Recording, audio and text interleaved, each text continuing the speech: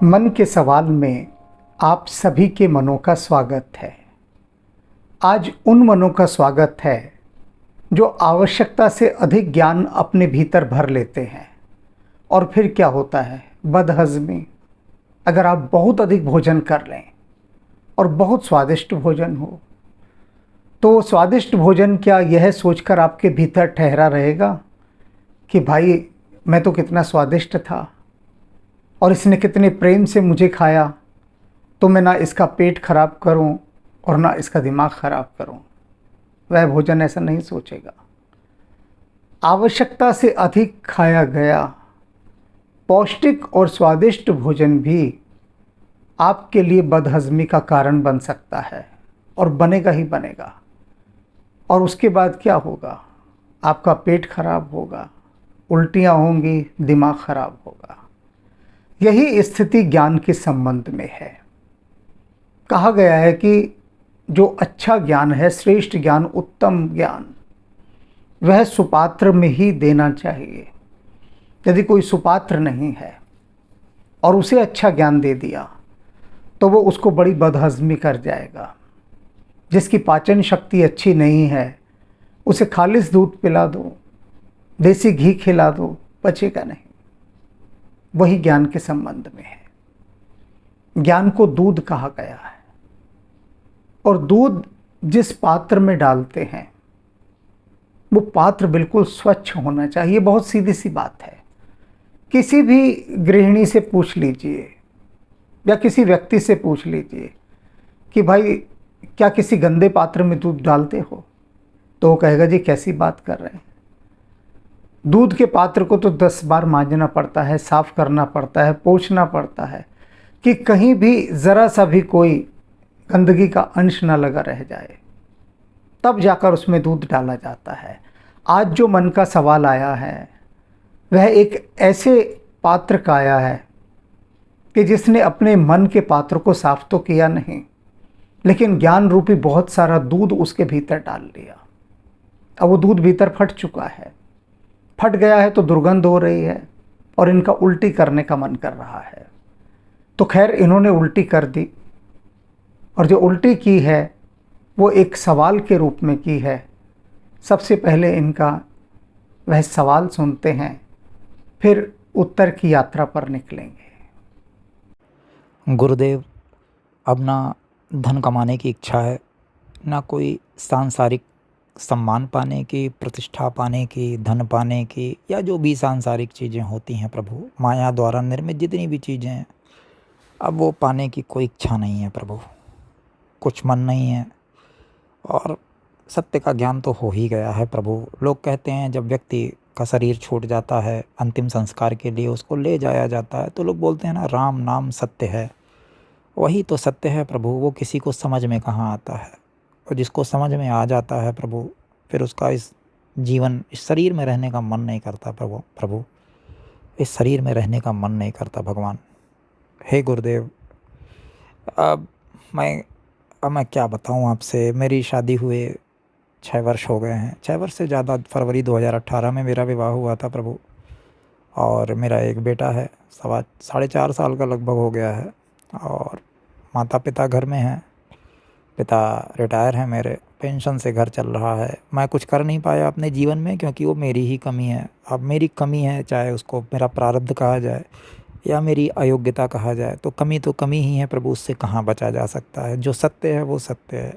कमी तो मेरी ही है। अब तो मेरी स्थिति भी ऐसी नहीं है कि मैं कोई काम कर सकूं। मेरा मन भी नहीं कर रहा है। दूसरी चीज़ तो ये है कुछ करने का भी अब, क्योंकि अब मैं इसको कैसे डिस्क्राइब करूं, मैं कर नहीं पा रहा हूं प्रभु। और अब आप ही कोई मार्गदर्शन करिए कि मैं क्या करूं अब प्रभु। अब मेरा, चूँकि इस संसार में बिना धन कमाए किसी का चलता नहीं है प्रभु, और जो धनहीन हैं उनकी इस संसार में रहना बड़ा मुश्किल है प्रभु। और चूँकि मेरा अब धन कमाने का मन नहीं कर रहा है, और चाहे मुझे जितना भी धन मिल जाए प्रभु, मुझे मन ही नहीं है। मैं क्या करूं? अब आप बताइए। और मुझे निकलना है प्रभु, मुझे इस शरीर से मुक्त होना है। अगर हनुमान जी तो सब कर सकते हैं ना प्रभु, हनुमान जी के लिए तो कोई कार्य संभव नहीं है। उनकी जो राग सारंग है उसमें है नहीं, जाके गति है हनुमान की, ताकि पैज पूजी आई, यह रेखा कुलिस पाषाण की। हीरे की लकीर है प्रभु, पत्थर पे हीरे की लकीर। अघटित घटन सुघट विघटन, जो असंभव लगे वो उनके लिए संभव करना कोई बड़ी बात नहीं है। तो जब वो धन दौलत दे सकते हैं, वो सिद्धियां दे सकते हैं, वो निधियां दे सकते हैं, वो राम रस भी दे सकते हैं तुरंत, हाँ दे सकते हैं, सब दे सकते हैं। वो राम रस दे सकते हैं, राम जी का प्रेम दे सकते हैं। और भले ही मेरा भौतिक शरीर उनको देख पाने में असमर्थ हो, लेकिन सूक्ष्म शरीर तो है ना प्रभु। हनुमान जी ही प्राण तत्व हैं, सारे तत्व वही हैं प्रभु। काल भी हैं, महाकाल भी हैं, स्वयं राम ही हैं, जिनके हृदय में माता जानकी और प्रभु श्री राम वास करते हैं। उनके हृदय में तो सभी धाम वास करता है प्रभु। सारी शक्तिपीठ, सारे ज्योतिर्लिंग, सब जो भी कह लीजिए आप, सब वही हैं। हनुमान जी ही राजा हैं प्रभु, हनुमान जी ही राजा हैं। और जब उनके लिए कुछ असंभव नहीं है तो मुझे तत्काल मुक्त कर देना भी उनके लिए असंभव नहीं है प्रभु। वो चाहें तो मुझे अभी इसी क्षण इस शरीर से, इस कर्म बंधन से मुक्त कर सकते हैं गुरुदेव। ऐसा मेरा मानना है और ये बिल्कुल सत्य है प्रभु, इसमें कोई संशय ही नहीं है। वो सब कर सकते हैं।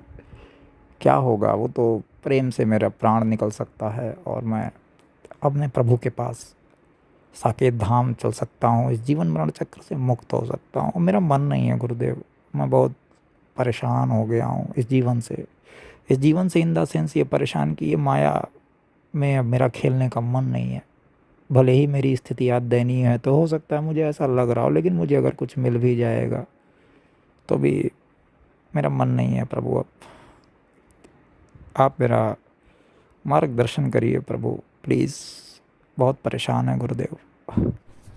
इनके मन के सवाल का जवाब देने के लिए मुझे बहुत सारी मेहनत मशक्क़त करनी पड़ी, ढेर सारा होमवर्क किया है मैंने, क्योंकि ये सवाल जो है इनका, ये ऐसे न जाने कितने जनों का सवाल है, न जाने कितने जनों का। तो अब उन सब को लाभ पहुँचे और मेरा प्रयास है कि लगभग हर दृष्टि से इसका उत्तर दे दिया जाए। तो सबसे पहले जिनको ये अपच हुई है ज्ञान की, बदहज़मी हुई है ज्ञान की, पहले इनके प्रश्न के उस उत्तर पर चलते हैं। ये कहते हैं ना, धन कमाने की इच्छा है, माया निर्मित कोई चीज़ नहीं चाहिए।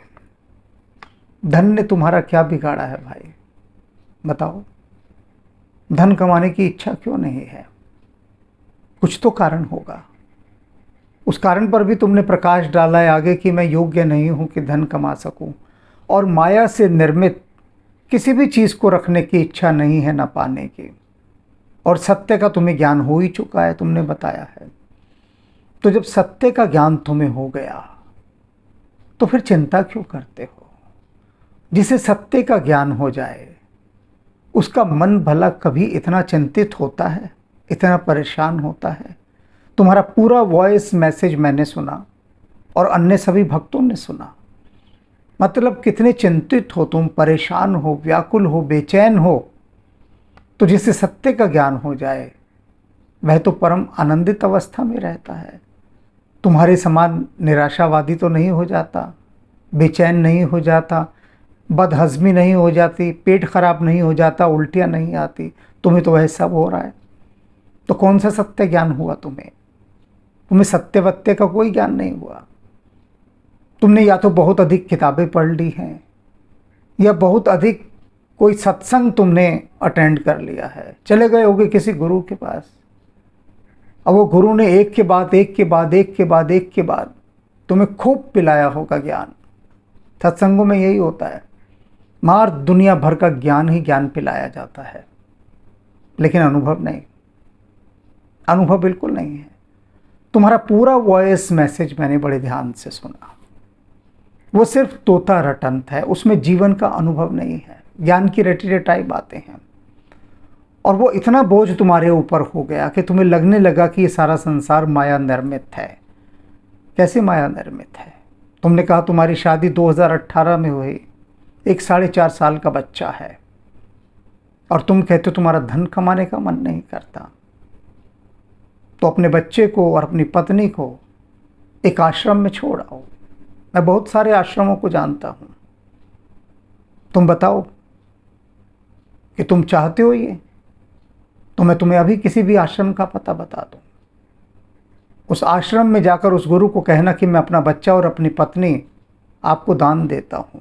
आज की बात यह आपके आश्रम की संपत्ति हुई। मेरा बच्चा जीवन भर आपके आश्रम की सेवा करेगा और मेरी पत्नी भी। मैं इन दोनों को दान देता हूँ।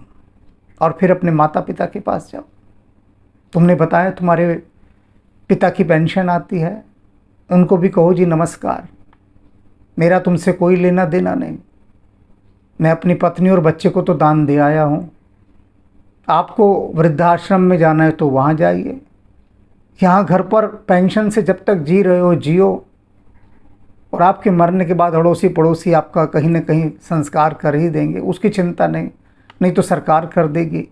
मेरा तो अब जीने का मन नहीं करता, मैं तो चला। तुम कह रहे हो कि हनुमान जी सब कुछ दे सकते हैं, सब कुछ, तो क्या तुम्हें इस जीवन से मुक्ति नहीं दे सकते? तुम्हें क्या जल्दी है इस जीवन को छोड़ के जाने की? तुम कहते हो कि मेरा इस शरीर में रहने का मन नहीं करता। क्या खूबसूरत बकवास है, क्या खूबसूरत।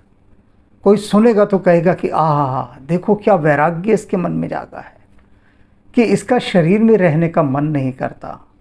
अरे तो आए क्यों थे शरीर में? ऊपर ही कहते थे कि हमें तो नहीं टिकट कटवाना, ना हमें वीज़ा लगवाना धरती का, ना हमें पासपोर्ट बनवाना। वहीं कर देते मना हनुमान जी को। कहते हनुमान जी जरा कहो विधाता से कि हमारा धरती पर जाने का कोई इरादा नहीं है, हम उसी लोक में रहेंगे चाहे तुम किसी लोक में होते, देव योनि में होते या प्रेत योनि में होते या पिशाच योनि में, किसी में भी। कहते मैं तो वहीं रहूँगा, मेरी इस जीवात्मा को शरीर मत दो, क्योंकि शरीर दे दिया तो मैं फरवरी 2018 में शादी करूँगा, और शादी करके एक बच्चा भी बनाऊँगा। वो बच्चा 4.5 साल का भी होगा, और फिर उनको आश्रम में छोड़ आऊँगा। तो क्यों उन बेचारों को भी कष्ट देते हो? क्योंकि मैं तो ऐसा ही करने वाला हूँ।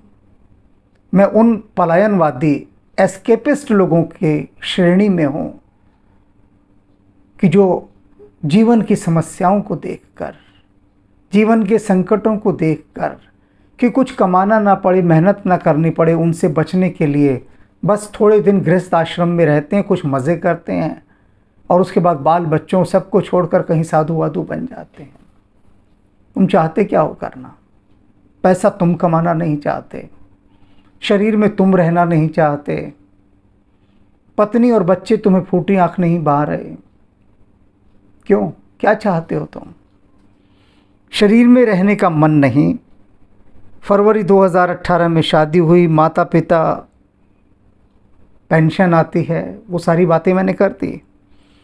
ना मेरी स्थिति काम करने की है और ना मेरा मन करता है। क्यों नहीं है काम करने की स्थिति? मैंने पूछा तुमसे, तब तुमने बताया कि मुझे कोई काम ही नहीं देता, काम ही नहीं मिलता, और अब ऐसी हालत हो गई कि काम करने की स्थिति नहीं है, धन कमाने का मन नहीं करता, शरीर में रहने का मन नहीं करता। अरे जब धन आएगा ना तो तुम कहोगे कि भगवान बाकी लोगों की उम्र भी मुझे दे दे, मेरा मरने का मन नहीं करता। जब धन आता है तो फिर जीने की इच्छा पैदा होती है। और आगे तुम कहते हो, अब इन सब बातों को मैं और कैसे डिस्क्राइब करूं? मैं डिस्क्राइब कर नहीं सकता। बचा क्या है करने में? सब कुछ तो डिस्क्राइब कर दिया है, डिस्क्राइब भी कर दिया, सब्सक्राइब भी कर दिया, सब कुछ कर दिया। बचा क्या है कहने में? कुछ भी नहीं छोड़ा तुमने।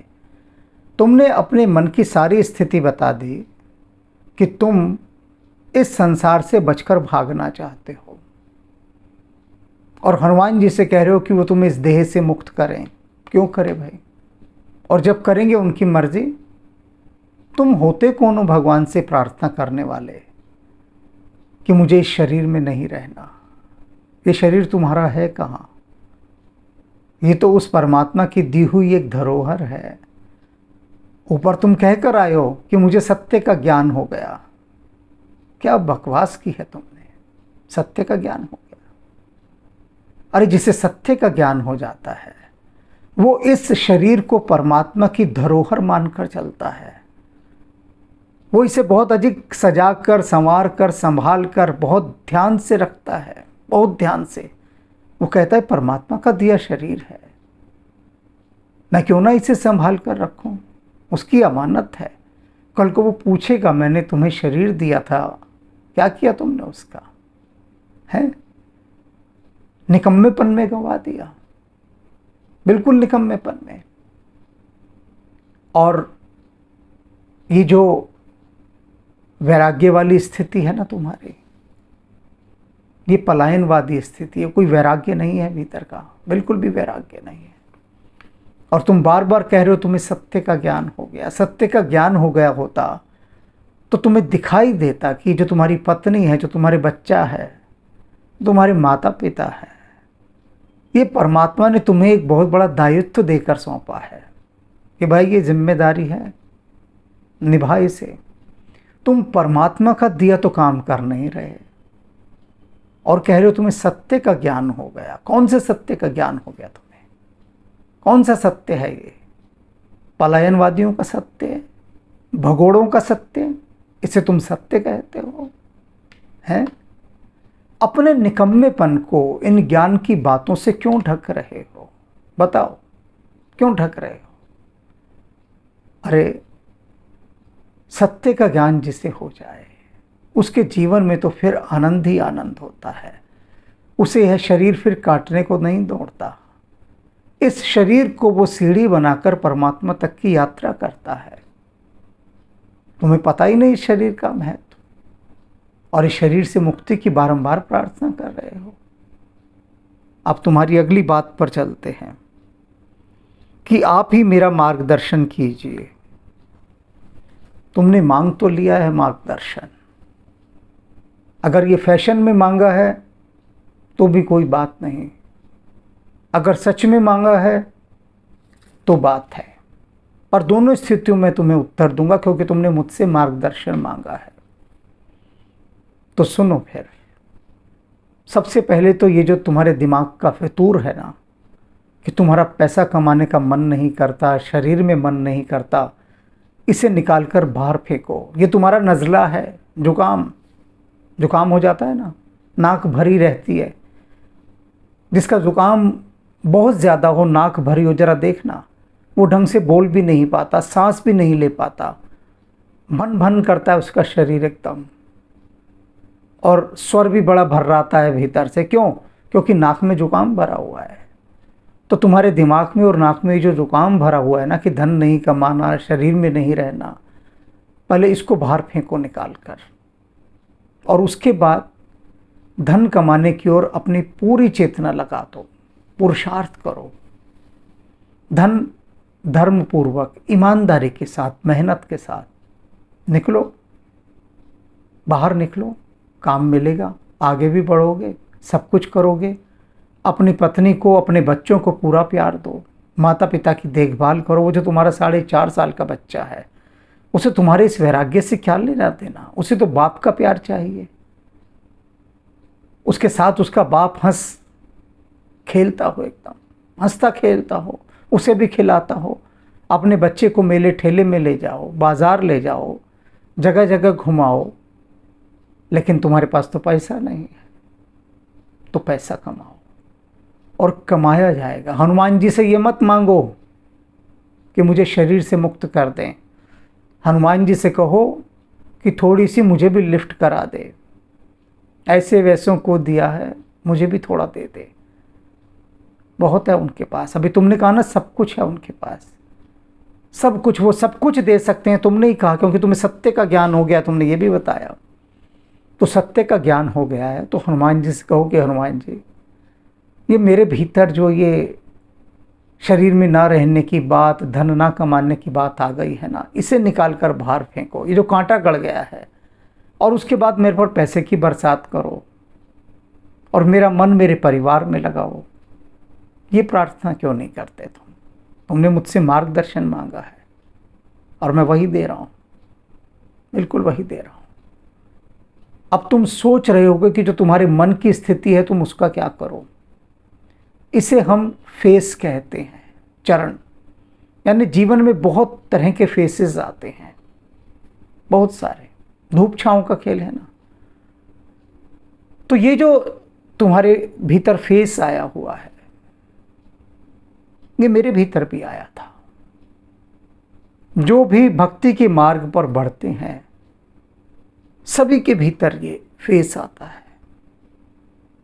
मैं तुम्हें ये नहीं कह रहा कि तुम गलत हो, तुम्हारे अंदर ये क्यों आया। मैंने तो तुम्हें बताया मेरे साथ भी बिल्कुल यही फेस आया था, सब कुछ यही फेस। लेकिन हनुमान जी से मैंने यही मांगा कि हनुमान जी, जो सत्य है यद भद्रम तन्नासो, जो शुभ है हनुमान जी वह मुझे प्रदान कीजिए। जो मेरे भीतर इतनी व्याकुलता आ गई है, इतनी बेचैनी घर कर गई है, ये सब क्या है, क्यों मेरे साथ ऐसा हो रहा है, क्यों मुझे धन, ये माया, ये सब कुछ अच्छा नहीं लग रहा, क्यों ऐसा हो रहा है। मैंने उनसे कहा, मैंने उनसे ये नहीं कहा कि जो शरीर दिया इसे वापस ले लो, इसकी तो मैंने बात ही नहीं उठाई, क्योंकि ये बात हद दर्जे की मूर्खता की बात है, बेवकूफ़ी की बात है। सभी शास्त्र, सभी धर्म ग्रंथ, सभी साधु महात्मा, सभी संत इस बात का निषेध करते हैं। प्रतिबंधित है ये बात ही कहना कि हमें शरीर में नहीं रहना। हम कौन होते, ना हम अपनी इच्छा से आए हैं, ना हम अपनी इच्छा से जा सकते हैं। और जो अपनी इच्छा से जाने की कोशिश करता है वो और तकलीफ पाता है, और तकलीफ। अपनी जीवात्मा को अगले जन्म में और अधिक दुखदाई बनाने के लिए वो अपने शरीर को अपनी इच्छा से त्यागता है, जानबूझकर। तो ये पाप है, महापाप है। हमने हनुमान जी से यही ऐसे फेस आने पर यही प्रार्थना की कि हनुमान जी इससे बाहर निकलो जल्दी। ये कोई ना कोई बीमारी है, जैसे बुखार आ जाता है। अब जब बुखार चढ़ा होता है तो लगता ही नहीं कि जीवन में कभी ये बुखार उतरेगा, या जुकाम हो जाता है, खांसी हो जाती है।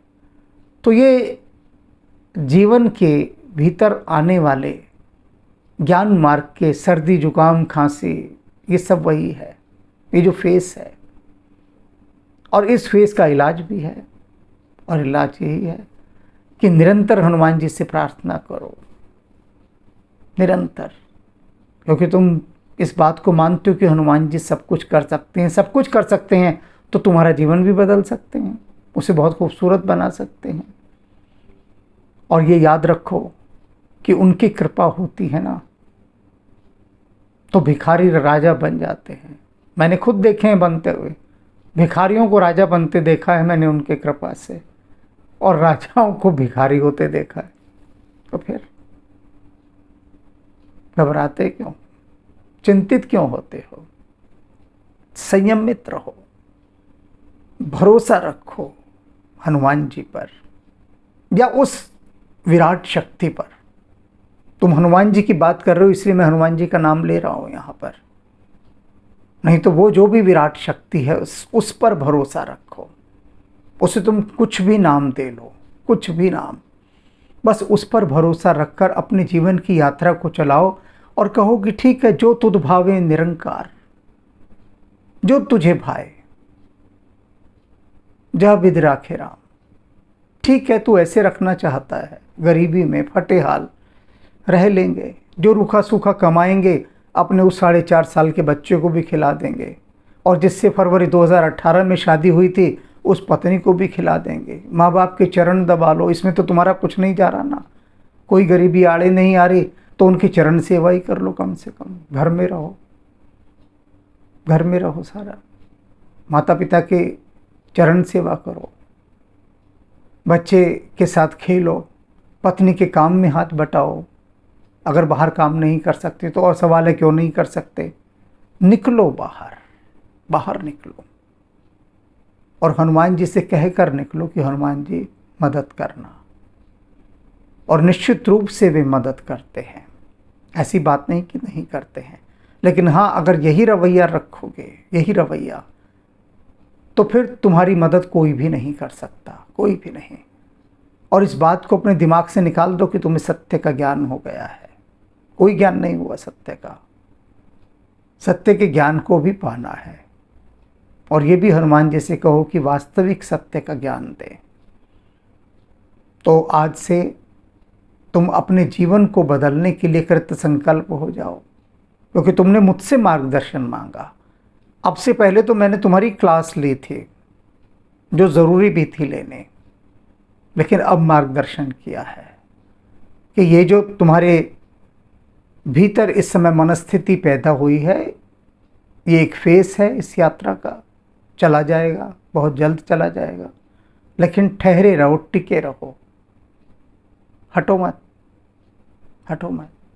अपने भीतर के साहस को, संकल्प को और हनुमान जी के प्रति अपनी आस्था को सुदृढ़ रखो, और फिर देखना, फिर देखना थोड़ी दिनों बाद तुम्हारा दूसरा वॉइस मैसेज आएगा कि हनुमान जी से कहो वो सब कुछ कर सकते कि मुझे अजय और अमर कर दे, क्योंकि मेरा तो अब इस शरीर में ही रहने का मन करता है।